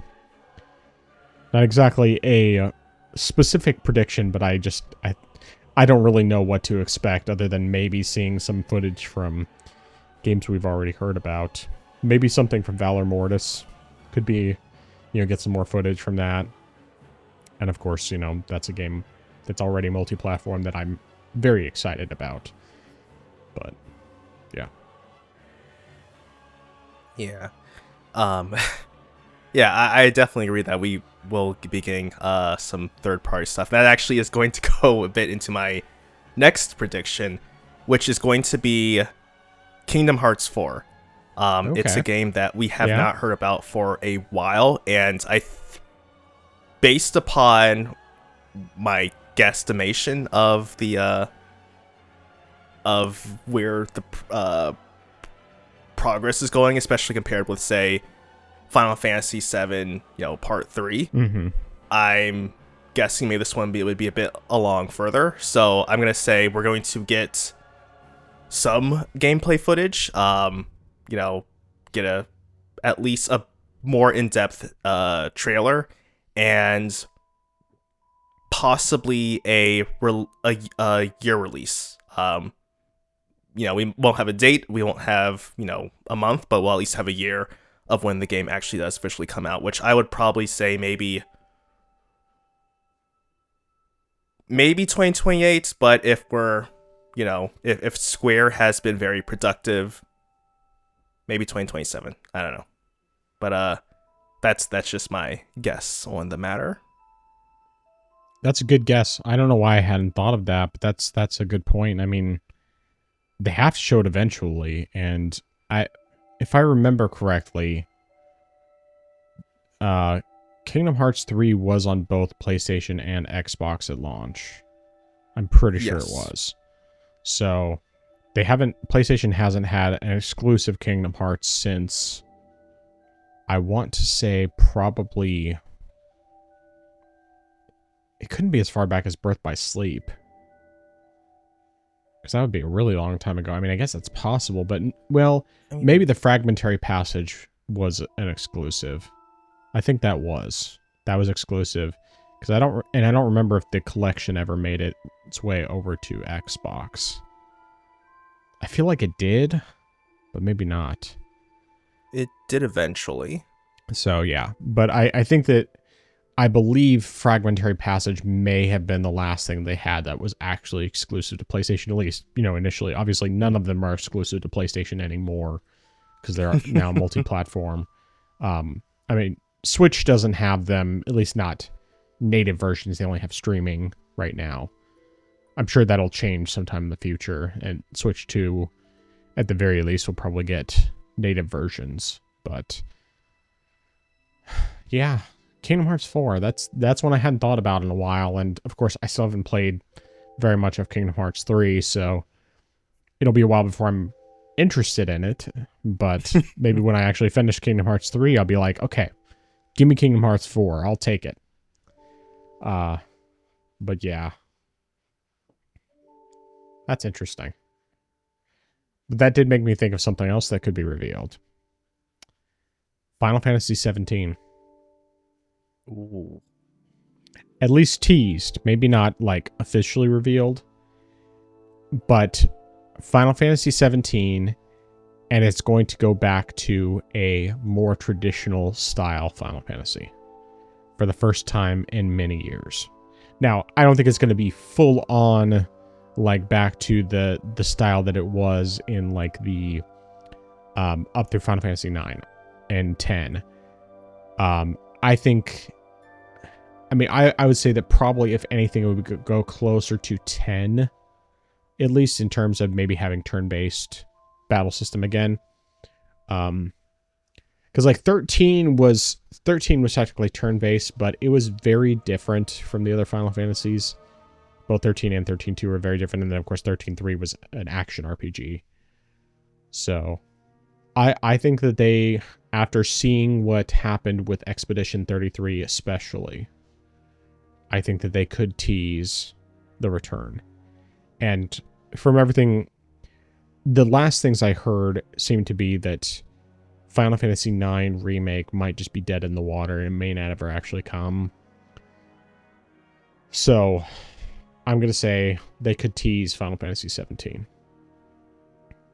Technically, it could be the part 3 of the 7 remake. That could happen too, but I don't know. I mean, I guess thinking of like between that, Kingdom Hearts 3 or Kingdom Hearts 4 let me back up. Between 17, Kingdom Hearts 4, and Final Fantasy 7 Part 3, I think Kingdom Hearts 4 seems technically the most likely. And then maybe after that, I would say probably Remake Part 3 would be more likely than 17. But at the same time, it has been a while since 16 came out, so it could very well be that they've actually made a lot of progress on 17 and actually have something to show. So, but either way, I don't think it's going to be exclusive at all. I think that regardless of which of those they show next, none of them are going to be exclusive because Square Enix has indicated that they're not doing exclusives anymore. Yeah, I definitely did not think about Final Fantasy 17, and if they are going back to their traditional styles, even if it, like you said, it's the same type of combat as 10, I would be very interested in it, because I feel like they went the right step with going back to the medieval fantasy that 16 had as far as the setting goes, but I'm like, it didn't go far enough for me, and I was like, I want to go back even further. And so if they did do that, I'd be like, okay, now we're back. Now I'm back. I'm gonna jump back into Final Fantasy. This would definitely get me interested. So I would definitely keep my eyes on that. And yeah, I definitely did think about that. Definitely be very interesting. And I would also be kind of interested in seeing if they would have the more, I guess, serious tone that they've had, since, well, I mean, they sort of eased up with 9, but ever since like 7, or if they would try to loosen up and lighten up a bit and go back to like the somewhat more whimsical 1 through 6 and 9, because I wouldn't mind that type of setting, but we'll of course just have to wait and see. But even if it isn't and just a more traditional gameplay, I'd still be interested in that. So we'll definitely have to wait and see. I'm interested. That's all I gotta say. All right, you got another prediction? I've got one more prediction, and this one is I guess more so, if anything, partially just a hopium. This one is whoops. Oh no, where'd that note go? Whoops. Sorry about that. This one is just a revival. And granted, this one probably would lie more so on Active or more so on Microsoft since they own it. But if we had a reveal for just because there have been some rumors here and there and some stuff had been teased, but I guess it was just random accidents or errors was just a revival of some older Activision games that were just delisted.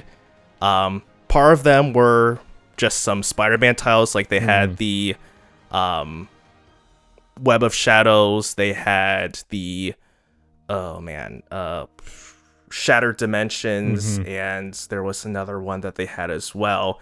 And then also they had this ones especially were the ones that have been discussed for a while, were the Transformer Cybertron trilogy. War for Cybertron, like those were big games. I'd be like, okay, yeah, if they brought those back, you know, either just full on remasters, which I feel like would be the more logical thing. I would definitely be interested in those. You know, even just full on collection, because I can't remember if the Spider-Man games were part of a full on series or if they were all just distinct. I know, of course, it's a bigger argument with Shattered Dimensions, since those take place over multiple different Spider-Man iterations, as compared with Web of Shadows and the other one. So like, I feel like you could get still a good compilation for those. But then, of course, the trilogy for War for Cybertron, that's something you could just, you know, slap one all together as a bundle. So if those were being brought back, then I would definitely be interested. But I feel like, again, since Microsoft owns Activision, those would be something that they would be showing at their presentation. Right. But I'll still have hope for either way. Yeah, that's an interesting thought, and I'm kind of like, I'm not really sure who would have the marketing rights for that kind of thing, because technically, I mean, like you said, Microsoft owns Activision, so it wouldn't, at least with some of those games, it would make more sense for it to be Microsoft. But then the Spider-Man ones are the ones where it's kind of definitely some where I'm just not quite sure which it would be. Because I know PlayStation, I mean, like Sony owns some of the rights for Spider-Man, but I don't know what all rights they own now. I mean, I know they do for the movies, and then at least the Spider-Man games, I'm pretty sure they're just doing like licensing, at least to make the ones through Insomniac.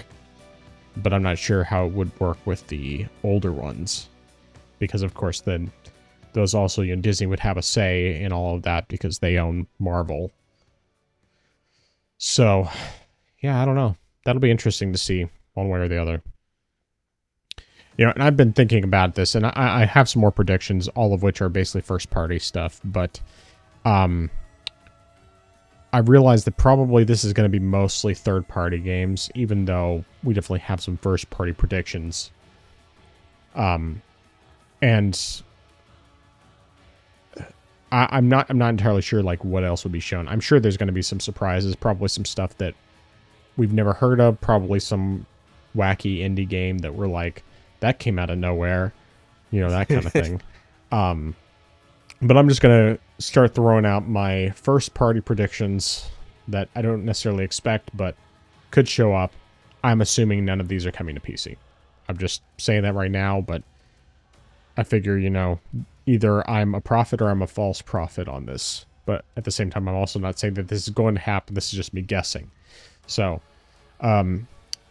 Uncharted 5 could potentially see something like that. I will say, even though I love the Uncharted series, it wouldn't make me get a PlayStation. Sorry. It's not coming to PC, I'm not interested. Or, well, maybe not so much that I'm not interested, just more like I'm not going to bother with it. Just like I won't play it if it's not coming to PC. I'm not going to buy a PlayStation for it. The Venom game. Assuming that's still happening, I think that's another thing that could potentially be shown, and considering the fact that, well, I guess I should back up.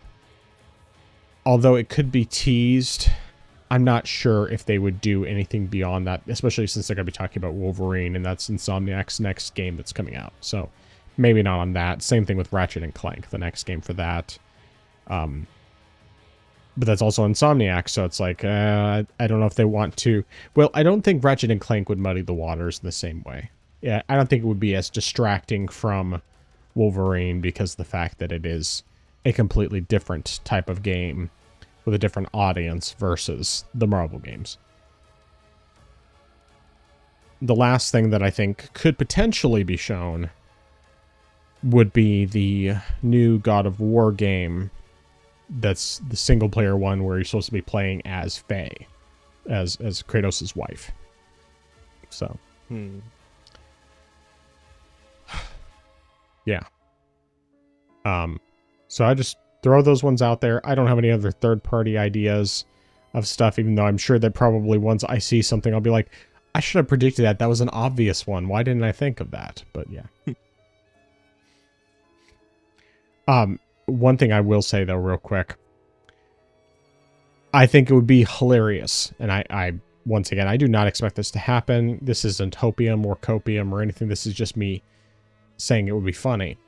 Is if the very first thing that was revealed was a PC port in the state of play. Because, you know, the last time they had, I can't remember if it was the state of play or if it was the showcase. I can't remember which one it was. Whichever the last event was. The very first thing they showed was Death Stranding 2 coming to PC. It wasn't even a PC and PlayStation thing because it was already out on PlayStation, but it was like, this is a PC port announcement as your first announcement. So, yeah. Yeah, that would be hilarious. Especially in light of, you know, the report that Jason Schreier had. What would actually be even funnier, and once again, this won't happen, is if they did actually talk about the rumor regarding the PlayStation ports and they just flat out denied it. They just basically said, you know, we still, you know, value our players above all else, and we'll still have, you know, exclusives. It will be at least 1 year between releases, you know, like they said in the past. It's like PC ports are still happening, and it would be hilarious if that happened. Just because everybody's so sure, even us to you know, a great extent, that there's not going to be any more PC ports of the first party, you know, for the single player games. I mean, obviously they're still going to do the live service stuff because they already said that they are, but I think it would be funny. I don't expect that to happen. I still maintain I don't think they're going to talk about it at all. And it's just basically going to be left out there so that fanboys especially, and just, you know, even fans in general, will continue to believe that to be the case, and that there may be exceptions here and there, and the goalpost will be moved as much as it has to be, you know, to whatever country it needs to be moved to, and all of that, you know, just keep moving that goalpost, and we'll never score a goal.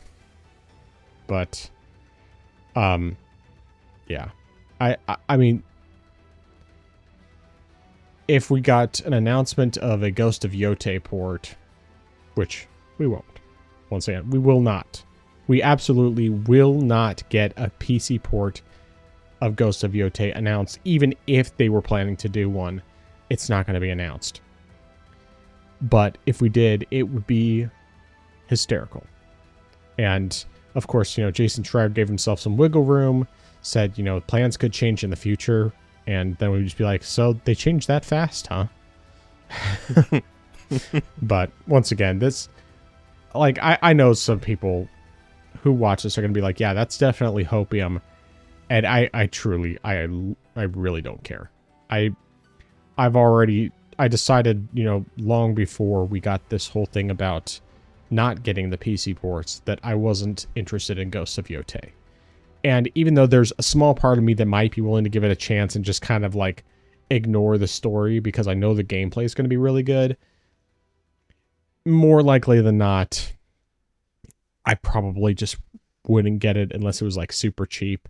And even then, since it's probably not coming to PC, it doesn't really matter. I mean, it's not something that's urgent to me. Something that really has to be like, I mean, it can't be understated, is that while I do think there are some really good PlayStation games, and, you know, even on PC, there are multiple PlayStation games I bought on PC that I have not even put that much time into. And it's not because they aren't good, it's just because I have so many other good games that I'm more interested in playing than those.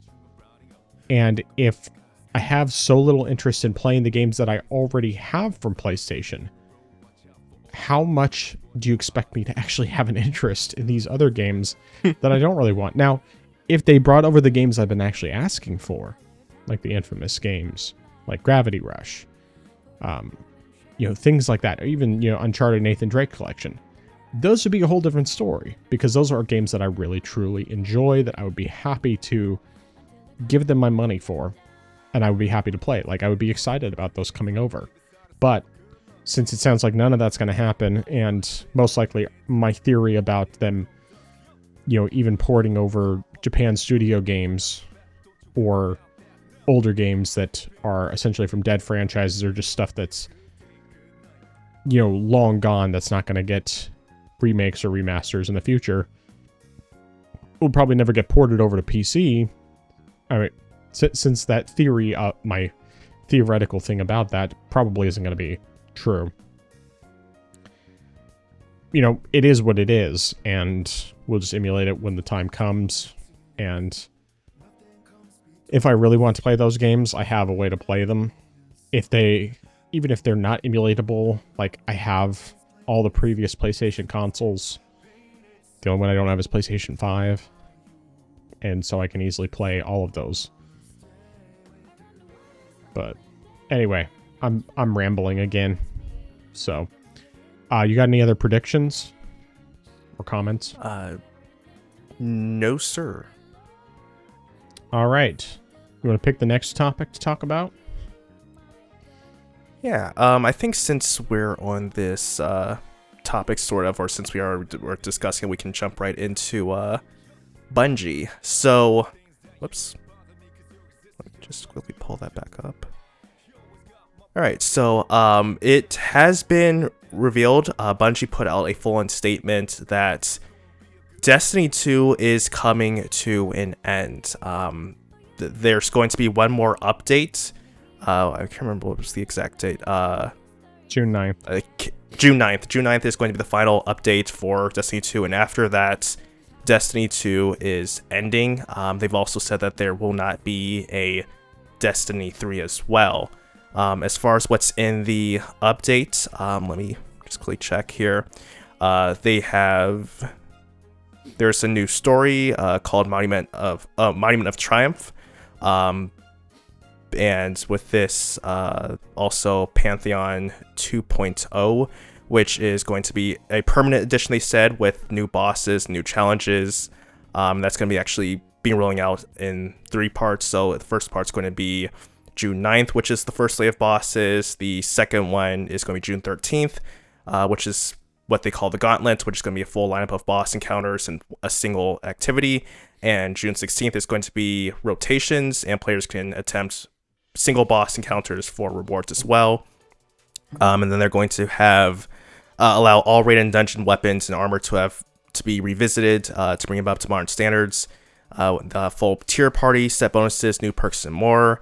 They'll have weekly featured raids and dungeon returns, and they'll have more updates or more details plans in an upcoming update as well.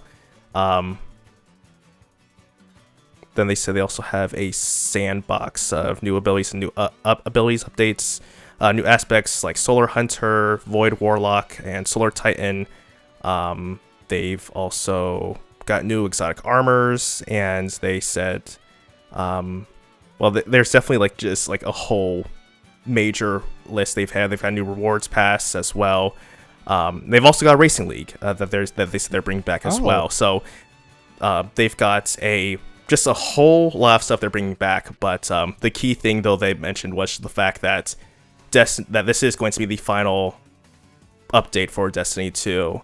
And that's just the main key thing that is happening. So before I get into my thoughts with this, as a lifelong, well, not lifelong, but as a long time Destiny player, what are your thoughts on this chapter ending?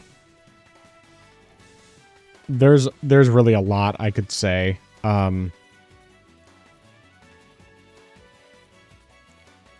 So one thing I'm definitely going to say is I'm not going to get into everything as far as Bungie's failures and their missteps and everything else, because I feel like that's a topic that's just been beat to death. There are other people who, have paid more close attention to all of that, and they're more well-versed in that. But as someone who loved Destiny for years and, played Destiny 1 a lot, or well, a lot for me at least, and played Destiny 2 significantly more, but has barely touched it in the past couple years. I'm glad that it's ending the way it is. Now, I mean, of course, they did say that all the servers are going to be kept online, just like Destiny 1 is still playable today. Destiny 2 will be kept online for hopefully years to come. I sure hope so, because it would really suck if they actually completely shut down all the servers. They would have to figure out some way to make it possible for people to keep playing. But with all that being said, I very much, I'm glad that they're finally getting to the point of calling it an end. And I know that they're not doing this because of the fact that it's, I mean, this wasn't necessarily the plan. It's not as though they planned all along to be like, okay, 2026, we're ending it, and this is going to be it. It's obviously just because the game's not doing well anymore. They're not getting enough people playing anymore, and so, especially with the massive amount of money lost from Bungie this past fiscal year, it's understandable why it's getting shut down. As a player, though, I'm glad that they're ending because of the fact that if I want to go back to the game, I don't have to worry about always being behind. I mean, yes, I would probably never catch up and get everything done, but if there's not new content coming out anymore, that makes it more possible for me to go back and play, and I can just work on it as I see fit. Now, am I ever going to go back and do everything? No, not a chance. There's just no way. Even, I mean, between all the newer content they've added since the last expansion and season pass I bought for the final shape, there is zero chance that I'll ever be able to go back and do all the stuff that I haven't done, because there's just too much. But at least knowing that they're not going to be adding anything more after this upcoming expansion, that makes me more interested in potentially going back and actually playing some. Knowing that they're bringing back the Sparrow Racing League. They have not had that since Destiny 1. And Sparrow Racing League was fun. It was super fun because the Sparrows are basically like the land speeders from Star Wars. And they had some racing courses that you could do. And they only did it like 1 year in Destiny 1. And it was a lot of fun. And people had requested it for years to bring it back. And they never brought it back. And knowing that they're bringing it back is fantastic. I'm very happy about that. But yeah, it's just like Destiny 2, having not really touched the game much at all in the past couple of years, because I still haven't finished Final Shape campaign, and that's like the last major thing that I really want to do. Like that can be where I say I'm completely done with the game, but knowing that there's a finite amount of stuff to do makes it more likely that I would play more. It's not going to guarantee anything. I highly doubt that I will, but at least if I wanted to, I would know, hey, there is just a certain amount of content, and then after that, that's it. I don't have to worry about always being so far behind. I could at least slowly tick away at the things I want to do. And then just, if it's kept online for the long term, which hopefully it will be, then I could always go back and play and, just do a little bit here and there occasionally and just have some fun, because the gunplay is still one of the best things about Destiny. Like, Bungie completely nailed it with the gunplay and the mix of gunplay and abilities and everything else. And it's just it is a special game. And even though it's definitely had a lot of ups and downs over the years, I'm still overall a fan of it. It just, I could never keep up after a certain point, especially with having kids and then just having a lot more games available to play. I could never keep up, and so I stopped trying. And like I would go through phases where I would go months without playing, and then I'd come back and play heavy for a couple months, and then I'd fall off again. And now it's just like I really haven't done that at all. I think I've probably been in the game like maybe 2 or 3 times in the past year total. And even then it was, maybe an hour or 2 at the most. But yeah. Either way, I'm glad that it's coming to an end from that standpoint, and I only hope that at least they'll keep the servers online long term. And that it won't just be like eventually it's just gone. I mean, I imagine eventually it will be gone because it's an online game, but we'll see what happens. I will say last thought though is regarding the Destiny 3 not happening. I'm glad it's not happening. I probably wouldn't get into it anyway because I could never keep up with 2, and I don't really have an interest in trying to get into 3 and keep up with that, but I feel like it's better to just end here and call it good. So, those are my thoughts. Yeah, it's definitely, I mean, on one hand, I can understand. I guess it shouldn't be surprising, but it did sort of catch me off guard when they said they're going to end it and not even do a Destiny 3. But at least they're ending the game with a whole lot of content here. Yeah. It's definitely going to be sizable, and I don't think this is a paid update or expansion, like at least from what I could tell in the patch note in the notes. So I mean, if this is like a free thing, then I think I wonder if it's just part of like the last expansion that they did. Okay, I don't know. Okay, maybe it is I don't know. I'd have to look more into it. But it definitely does seem like there's just a whole lot here. So at least there's something, especially for people who have been playing it very consistently and have been up to date on things. At least there's something that they can have to chew on as part of the final content for the game. It definitely, I definitely agree that if I ever was considering to get into the game, now would be a good time, since there is a definite end, because I had been considering getting into Destiny here and there, but considering that I had never even started, I would be in a much worse position than you for like trying to just like, all right, I'm getting to the game, and there are all these expansions that have passed over the years, and so it's some like of them don't exist anymore. Yeah, and some of them don't even exist anymore, so it's definitely a weird place for someone completely new to get into. So yeah, I mean, I still don't know if I would be getting into the game, just because, like you said, don't know how long the servers would be on, but I would imagine that the servers would, like, since you said Destiny 1 is still playable, so I would imagine that Sony would keep the servers for Destiny 2 open, at least just as long. And who knows with the, I mean, it's still ongoing, but with the Stop Killing Games, initiative going on, and that's still making progress, as far as, with the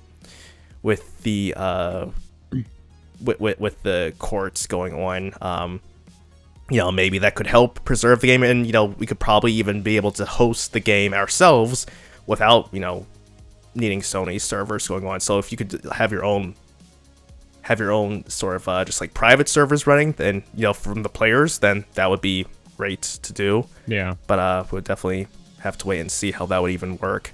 But yeah, it's I for people who have been playing the game, I can definitely understand, the disappointment in this being the end, especially since there won't be a third game. But I think, sort of like what you said, now's probably a good time. I think there are definitely quite a few games where they didn't know when to stop, and that just made things get worse. So rather than just putting out more stuff for the sake of putting out more stuff, just drawing the finish line and crossing it is good enough. So I think this is a fairly reasonable thing to do. So yeah, it'll definitely. I mean, if you decide to get back in, I'll be interested in knowing what your thoughts are on the new content for this, especially with the because I didn't even know this was a thing that had been back since had only been in the first game, but the Spiral Racing League. So if that's interesting, I would definitely want to hear your thoughts on that when that comes out. Yeah. All right. Well, let's go into our last topic for the night, and I'm not going to have a lot of thoughts on it, but at least I don't think I do, but maybe as we discuss it, I'll find that I feel differently. So, Epic has teased Unreal Engine 6 is coming, and they teased it showing off basically a remake of Rocket League. At least I think it's a remake, essentially, but obviously dramatically improved visually compared with the original version that still runs on Unreal Engine 3 and has been out since I think 2015, I want to say. Maybe I'm wrong on that. Actually, it might be as late as no, I think it is as far back as 2016 or 2015. I can't remember, but anyway, it's been around for a long time, so obviously there's a massive visual upgrade from that standpoint. But with everything that we've seen with Unreal Engine 5 and so on and so forth, what are your thoughts? Oof. Prepare to be playing games that if 24 frames per second is considered cinematic, then prepare to be playing games at a ultra cinematic frame rate of 13 frames per second, because why are we already talking about Unreal Engine 6 if Unreal Engine 5 isn't even being done properly? And I mean, Unreal Engine 5 has been out for 4 years. 4 years and still has problems. There are still optimization problems, and people are needing to use upscaling just to get decent performance for their games, and they're using modern hardware as well. And you want to talk about Unreal Engine 6? Like, I feel like we are way too early to be discussing this right now. I mean, I would feel like if we want to talk about making progress with the games, go back to Unreal Engine 4. That's gonna be progress right there. Sure, the games might not look as pretty, but they'll run a whole lot better than they are right now. I'll tell you what. So I don't know why. Yeah, I mean, especially for the devs that aren't even taking steps to optimize their games. What makes you think Unreal Engine 6 is going to make things even better? I have yet to find a handful of games that are able to run natively and run well on Unreal Engine 5. Like, I hear people say maybe there's like 1, maybe 2 games, but when the vast majority of games, like 98% of the games that run on UE5 are not running well, without using some sort of upscaler or frame generation, that shows you that this engine is just garbage right now, and it really needs to have a whole lot of revisions and improvements just to get things running properly. So Epic shouldn't even be talking about UE6 unless they're going to make major improvements to UE5, because you are jumping way ahead of the game. Like, this is crazy. But yeah, those are essentially my thoughts on the matter. So this engine is claiming that it's going to make game development easier and the games are going to be better optimized and so on and so forth. I could almost see that being the case, being that the engine is designed to actually be a lot better than Unreal Engine 5, because that way the studios that are already using UE5 for their current games or have already been in active development using UE5 will switch over to UE6, which means that they'll be paying for a second engine after all the work they've already done in the current engine. And it's just a way for Epic to make more money. And I strongly dislike this. Like, if it's actually a better optimized engine and developers jump on it and it actually ends up being better for the industry somehow, then by all means, I will give them their flowers when the time comes. But to me, it just seems like this is going to be another money grab for Epic. You know, another way for them to make more money, selling a bill of goods that's just not very good.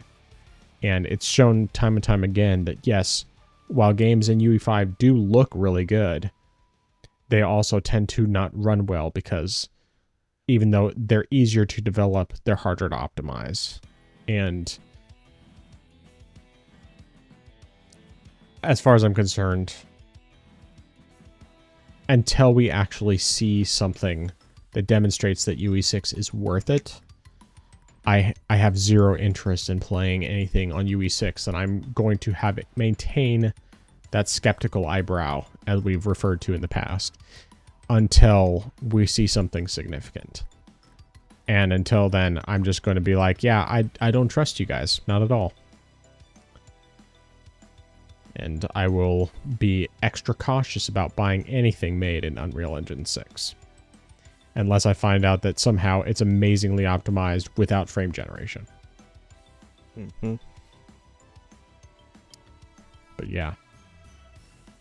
That's basically all I'm going to say on that. Now, even though this is going to be... I just thought about something.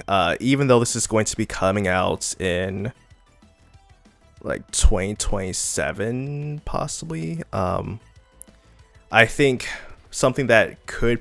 I mean, this is mainly just hopium on my end, is that because... Probably the one good thing about the RAM shortage is the fact that there hasn't been any new hardware announced. So it's not like devs can say, oh, we'll just use the newest hardware, newest GPUs as a crutch to get Unreal Engine, 6 running properly. It's like, okay, no, we actually have to make sure that it runs on the current generation and last generation of hardware. So hopefully, because there haven't been a RTX 6000 series cards or AMD 10,000 series cards announced, that hopefully Unreal Engine 6 will be like, all right, we have to work with what we have right now. We can't just say, okay, NVIDIA, give us your next GPU. And considering the fact that NVIDIA has now sort of put video game GPUs on the back burner, then, that's definitely less for them to work with. So, that's probably going to be the sliver of hope I have that UE6 could possibly turn out better than UE5. But, again, that's going to be a huge stretch. I'm going to be mostly skeptical like you. Going to raise my eyebrow and mock skepticism. Yeah. All right. Anything else before we close out for the night? No, sir. Well, let's get into our recommendations and dissuasions. Why don't you start us off? All right. So a few recommendations for me. First one is going to be Expedition 33 Verso Drafts OST. I did not realize until today that it actually is available on Steam. I had been wondering when it was going to be released at all, since it was included in the physical CD collection, but I realized that today it actually has been available since the DLC was released, and so nice. I went ahead and added that to my Steam library. It is free, just like nice. The other collection that they had, so you can go ahead and just download that. And yeah, definitely recommend it, because at least I've listened to all of the tracks, but the end in me is just top notch in my opinion. Nice. And definitely great. So definitely recommend getting that. Verso Drafts OST is available for free. And then a couple things for Birth by Sleep. First one is going to be if you're playing the command board games and you happen to get Captain Dark and he's attached to you, bump into another player so that way you can pass him on to that player as well. And I guess in the inverse of that is, if another player has Captain Dark attached to them, stay away from them because you do not want him to be your problem in that case.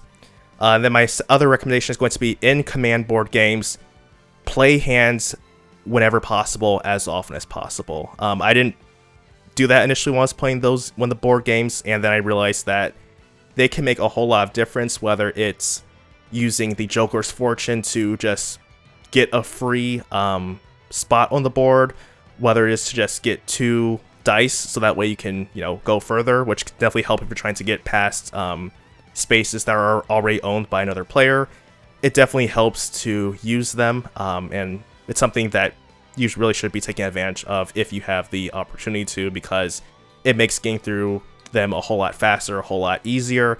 And if you're trying to get if you're just trying to even just grind, trying to get them for the achievements, it helps a whole lot to make the matches end a whole lot sooner. So I definitely recommend doing that as well. But yeah, those are my recommendations. All right, my recommendations. First of all, if you are, when you're installing games on Shad PS4, always make sure you're installing the actual game and not just the update file. So that's the first thing. Secondly, if you play Gravity Rush, if you want to do Gravity Rush 2 on Steam Deck through Shad PS4, if you're having any issues with your character automatically moving, it's not a drift issue with your hardware, most likely. It's just a problem with the emulation. You can just go into your controller settings, and then you can find the dead zone, and you can set a dead zone for your left joystick. I think I did mine at like 20%, and that seemed to do the trick. And that way, you can just play the game normally after that, so it works for that. My last recommendation is that if you create a Windows 10 or Windows 11 key, make sure that you have a clear flash drive, micro SD, whatever, or disk if you're doing it as a CD-ROM or a DVD-ROM based thing, to create a tool, and you have to use the actual Windows provided tool in order to do that. There might be another way to do it, but the Windows one is the way that will definitely work, so just do that. All right, dissuasions. My dissuasion is going to be also for Birth by Sleep, and that is, do not forget to use your shot locks. That's something that I also sort of forgot to do, but they are very handy when facing bosses, because not only do they do a lot of damage, but they also, whenever you're actually using them, you're invincible. So if a boss is trying to unleash a combo on you, it won't deal any damage to you as well. Nice. So that's definitely a chance to deal a lot of damage and at the same time not take any damage as well. So especially if you're playing in one of the harder difficulty settings, it's definitely something that is very useful. And I think with the exception of maybe one boss, I know that Mysterious Figure has a pretty good counter if you try to shot lock him. Every other boss is, pretty much susceptible to shot locks, so use them whenever you can. All right, good to know. Well, my dissuasion is going to be Bloodborne on Steam Deck. Even with the Bloodborne fork of Shad PS4, I have yet to find anything that actually explains how that guy was able to get that level of performance for Bloodborne. Because he said he wasn't using lossless scaling, which means no frame generation. And yet, the game was running way better on his than it was running on mine. And so I haven't been able to find anything yet to explain how he managed to get such great performance, because his video did not explain it.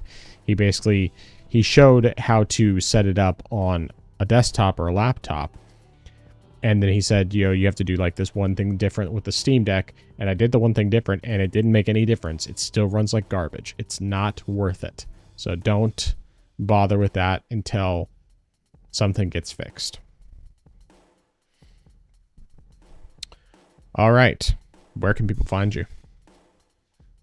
They can find me on my channel. I am Xeracon. That's IAMXERACON. So youtube.com/@IamXeracon. No new content yet, but I still have a few videos in the works, and I did come up with a new A-titled video game for my ABC series, so I'll try recording that over the weekend, and I'll see, maybe, depending on what happens with that, that'll be the next video I put up, but I'll just see in the meantime. And then I also have my other channel, Justin's Bible Blog. That's at Justin's Bible Blog. No new content there either, but I'll also try working on something that will hopefully be up within the next week or so. But yeah. All right. Good stuff. Well, you can find me on my YouTube gaming channel at TheFrozenGamer87. I haven't put out anything new in a while. However, I finally got the recording done for the Downsides of PC Gaming video that I said I was going to do way back last year when I did the Why I Love PC Gaming video. So it's recorded. It's just a matter of taking the time to edit it. I may still have to film some additional things, but it would just be like, well, more likely than not, it would probably just be more gameplay clips, if anything. Just covering anything that I talk about that I don't already have recorded. But I'm hoping to at least make some progress on editing that this weekend. We'll kind of see. I'm not playing at church on Sunday, so that will at least mean that I have a little...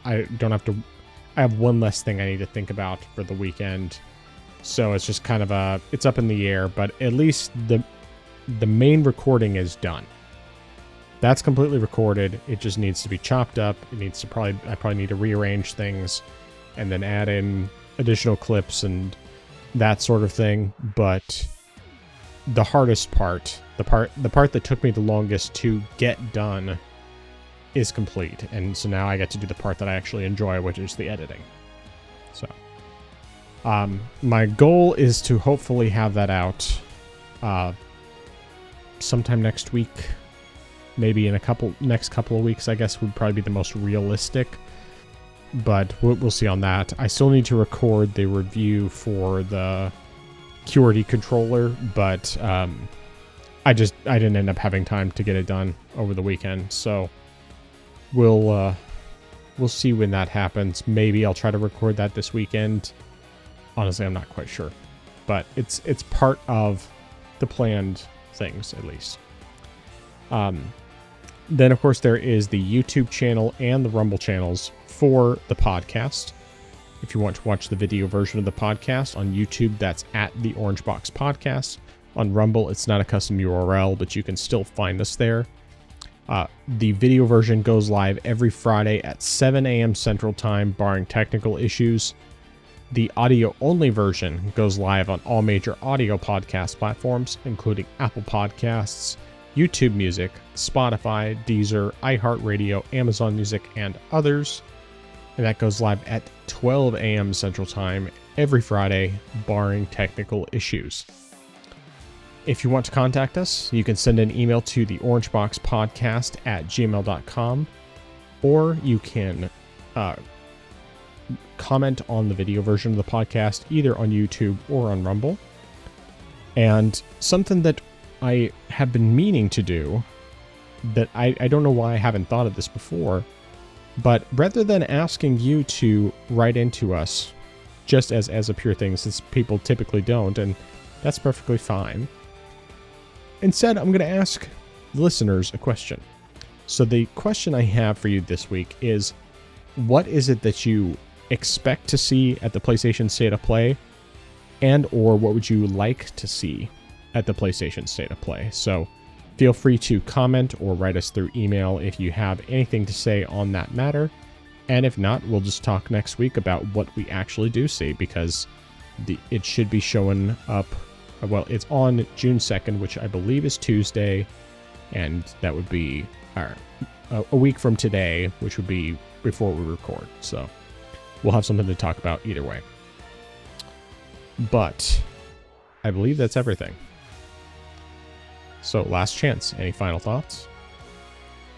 No, sir. All right, well, I am the Frozen Gamer 87. That is I am Zeracon. We are the Orange Box Podcast. And until next time, there is no place like home. Orange Box Podcast, out.